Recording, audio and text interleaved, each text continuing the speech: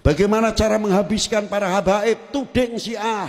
Nanti tidak lama NO juga jadi sasaran, NO juga Syiah. Karena apa? Maulud dari orang Syiah, tahlil orang Syiah. Begitu cara menghancurkan ahli sunnah wal jamaah. Loh niku. Wis Habib dipecah belah antara Habib sing sunnah karo Syiah, mengko sing sunnah dibenturake karo NO, NO ne ben benci karo Syiah, ben benci karo habaib. Habaib diobok-obok ben benci karo NO ne. Nikilah hadza zaman. Hadza zaman. Hati-hati kula ngomong. Jangan mudah terpengaruh oleh hawa. Ujungnya napa? Kalau NO sudah bisa digoyahkan, NO bisa dihancurkan, itulah kerapuan NKRI. Karena kekuatan sekarang di samping pemerintah tinggal 3. Al ulama, TNI, Pol. Loh, dikira apa? Polri, TNI, bagian putra putri ulama. Jangan dipisah-pisahkan.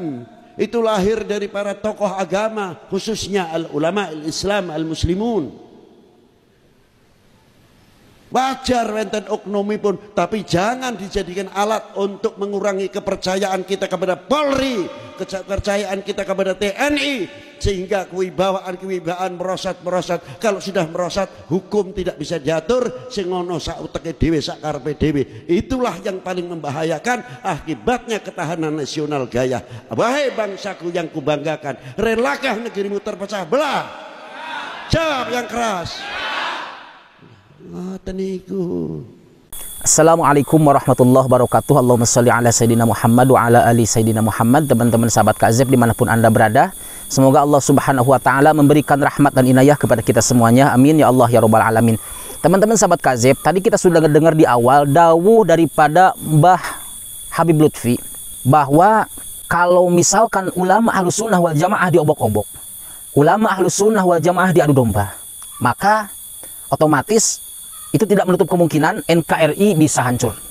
Karena salah satu penjaga NKRI itu adalah NU selain Muhammadiyah. Tapi kita tidak akan bahas Muhammadiyah ya, Masya Allah. Kita akan bahas NU saja. Karena NU ini sering banyak terjadi konflik. Karena NU itu adalah salah satu organisasi terbesar penjaga NKRI yang Masya Allah solid.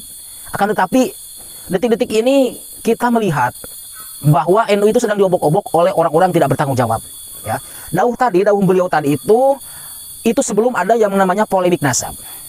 Benar apa yang didawuhkan oleh Mbah Lutfi bahwa ulama NU dengan ulama NU diobok-obok, diadu domba. Ya.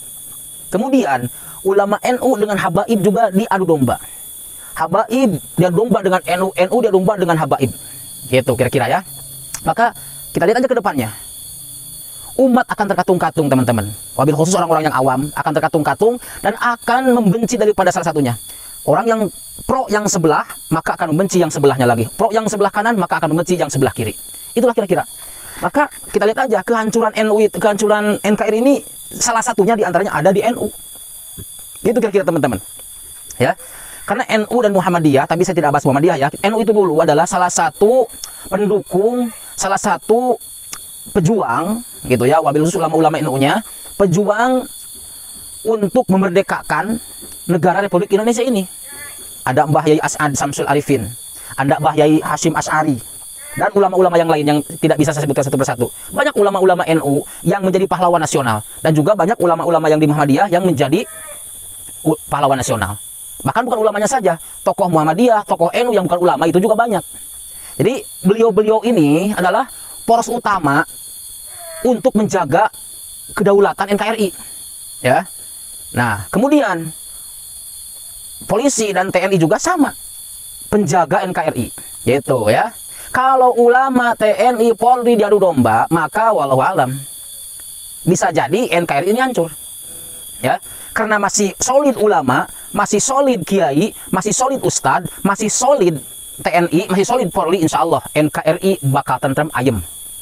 Nah, dawuh beliau ini tadi adalah sebelum adanya polemik nasab ya. Tapi beliau itu sudah memprediksi bahwa akan ada fitnah besar-besaran antara NU dan Habaib, antara Habaib dan NU, antara Kiai NU dan Kiai NU. Sekarang sudah terjadi.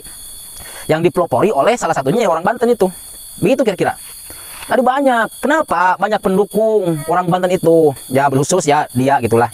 Yang mengatakan cucu Syekh Nawawi itu. Kenapa banyak pendukungnya? Yang pertama, karena mengaku-ngaku atau membawa nama Wali Songo. Itu. Yang kedua, karena mengaku-ngaku atau membawa nama-nama pribumi. Itu. Jadi ada pendukungnya. Jadi pribumi itu seolah-olah mendukung mereka. Dan ternyata orang-orang yang mendukung mereka ini, mobil khusus orang awam ini, yang langsung membenci kepada para habaib, Habib Lutfi dibenci dan siapapun dibenci, itu karena terdoktrin, teman-teman, terdoktrin oleh omongan-omongan pro mukiman atau gerombolan-gerombolan kiiman. Itu. Ada lagi yang baru tuh, Muharrar Hudori ya, Kiai Muharrar. Kiai Muharrar mengatakan, masya Allah ya, kalau misalkan Habib yang bicara seperti itu, wih, dibilang khurafat, dibilang halu, dibilang tidak mungkin. Iya, kemarin kan bilang Muharrar itu sering didatangi Rasulullah memakai baju putih. Fuad Plerit sering didatangi Rasulullah, atau pernah datang ke Fuad Plerit itu Rasulullah memakai baju Jawa. Kalau Habib yang bicara seperti itu, otomatis dia disebut khurafat, disebut halu. Begitu kira-kira. Ya. Kemudian para kiai katanya sering bermimpi bertemu Rasulullah, datang ke Kiai Muharrar bahwa Ba'alawi itu bukan duriyah Nabi. Itu kan dobol ya. Jadi nggak jelas. Jadi orang-orang itu, orang-orang yang pro mukimat itu pada error semua. Ya. Katanya gini, ada lagi. Siapa? Kiai Muharrar mengatakan bahwa Abu Ya Muhyiddin pernah belajar arba'in di mana? Di pondoknya Al Mubarak, di pondoknya Kiai Muharrar. Ya, walau alam benar apa tidaknya. Padahal sebelumnya beliau itu alim. Beliau itu keturunan wali-wali Allah. Ya, keturunan dari Pamijahan. Abu Ya Muhyiddin itu keturunan dari Mahmud, keturunan dari Syekh Baduyut, si Baduyut. Ulama-ulama tersohor, ulama-ulama dzurriyyah daripada Wali Songo. Ya, kalau nggak tahu kalian, Abu Ya Muhyiddin dari Sumedang itu adalah dzurriyyah daripada Wali Songo, dari Sunan Gunung Jati, bos. Ya, itu dari Mahmud. Ada keturunan dari Galunggung juga, dari Pamijahan. Jadi beliau itu bukan orang biasa yang jadi ulama, akan tetapi dzurriyyah yang bagus, dzurriyyah yang suci. Dari Wali Songo, boy, ya. Itu, oh enak banget ngobrolnya. Murtad katanya kalau misalkan orang yang membela Ba'alawi kemudian yang sudah berguru ke Kiai Muharrar kemudian membela Ba'alawi itu murtad, keluar dari arba'in. Nggak apa-apa. Orang Abu Ya Muhyiddin itu udah alim banget.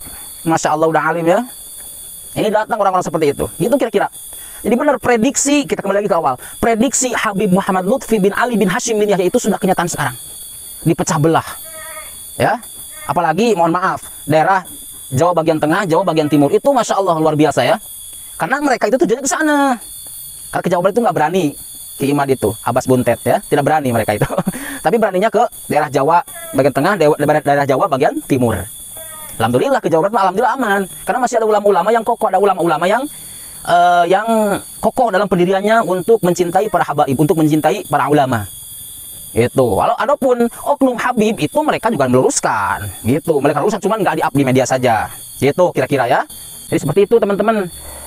Jadi doktrin mukimat itu sangat kuat, mengatakan pribumi atau membawa nama pribumi lah, membawa nama-nama Wali Songo lah. Makanya banyak manusia-manusia online yang mendukung mereka. Padahal di dunia nyata itu nggak ada, sedikit. Ya, coba lihat ketika Haul Solo, Masya Allah itu numpuk banget orang-orang. Ketika Maulid Kanjeng Sholawat itu Masya Allah numpuk ya. Nanti nih, bentar lagi di Haul siapa Syekh Zaini atau siapa guru sekumpul itu pasti habaib banyak. Bahkan puluhan ribuan habaib bakal hadir di sana. Bahkan yang hadir di sana itu bukan hanya orang biasa, dari kalangan kiai, dari kalangan ustaz, dari kalangan habaib, bukan hanya nasional, tapi internasional datang di haulnya Abah Gurus Kumpul. Masya Allah berkumpul di situ para ulama, para habaib, para kiai, para ustaz, para tuan guru, karena mencintai Abah Gurus Kumpul. Abah Gurus Kumpul itu berdekatan, berbarengan, saling mencintai antara Abah Gurus Kumpul dengan habaib.